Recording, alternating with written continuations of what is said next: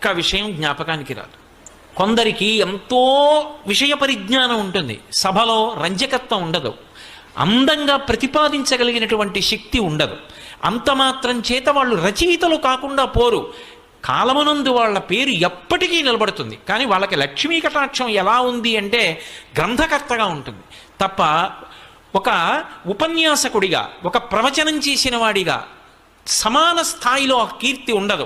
అంత మాత్రం చేత వాళ్ళు తక్కువ వాళ్ళన్న మాట అనడానికి వీల్లేదు. నిజానికి ప్రవచనం చేసిన వాడికన్నా కూడా వాళ్ళు చాలా చాలా గొప్పవాళ్ళు. పోతన గారు ప్రవచనాలు చేసి ఉండకపోవచ్చు, అంత మాత్రం చేత పోతన గారు ప్రవచనం చేసిన వాడికన్నా తక్కువ అని మీరు నిర్ధారించగలరా? కాదు.